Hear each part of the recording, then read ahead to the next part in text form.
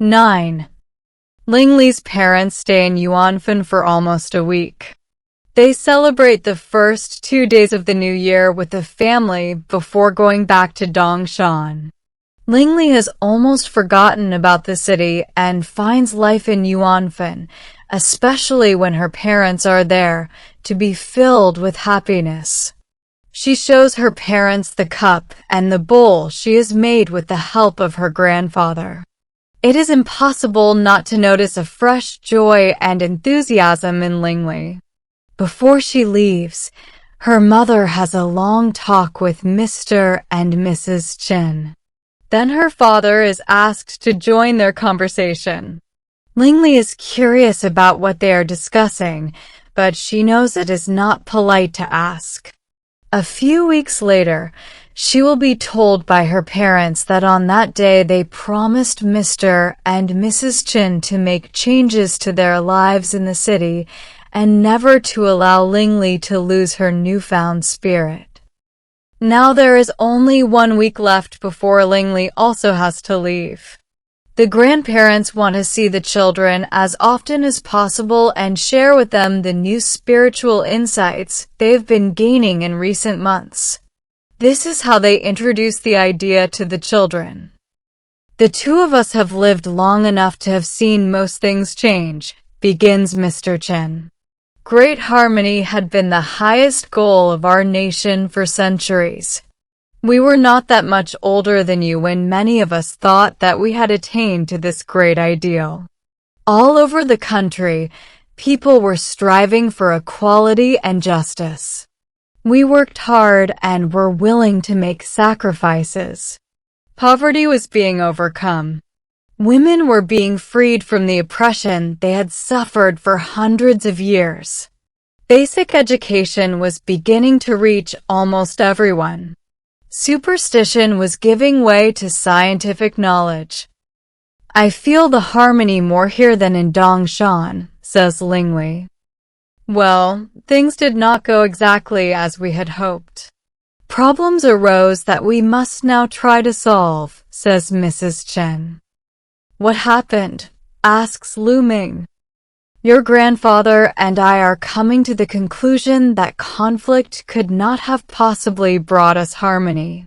We thought if the poor struggled against the rich, the uneducated struggled against the educated, the meek struggled against the powerful, we would be able to bring about equality.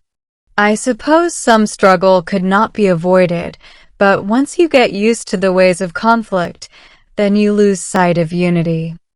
You see, no two human beings can ever be exactly the same, adds Mr. Chen. We all have different talents and capacities. But despite our differences, we can be united just like the members of the human body. When one part aches, does it not affect the whole body? We, too, should feel the pain and sadness of others. But this is not how things are today. Some people keep taking everything for themselves and don't share with those in need, says Lingley. That is because what we did was not enough to make us united like the members of a human body. Noble aims have to be accompanied by goodly deeds. But good deeds should spring from our inner being. This can only happen when we receive true education and make sincere daily effort to develop our spiritual nature, says Mrs. Chen as she walks to the shelf and selects a book. She reads this passage for the 3 youngsters. Man reacheth perfection through good deeds, voluntarily performed, not through good deeds the doing of which was forced upon him. All of a sudden, an idea comes to Lingley. The other day, Mrs. Wang talked to me about intellectual excellence. I think what you are talking about today is spiritual excellence.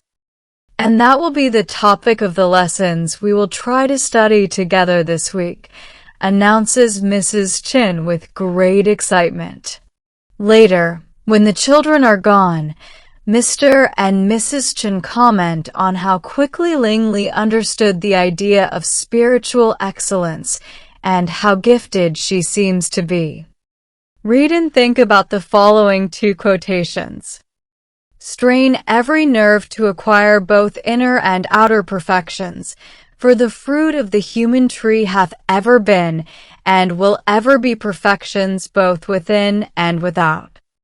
We must strive unceasingly and without rest to accomplish the development of the spiritual nature in man, and endeavor with tireless energy to advance humanity toward the nobility of its true and intended station.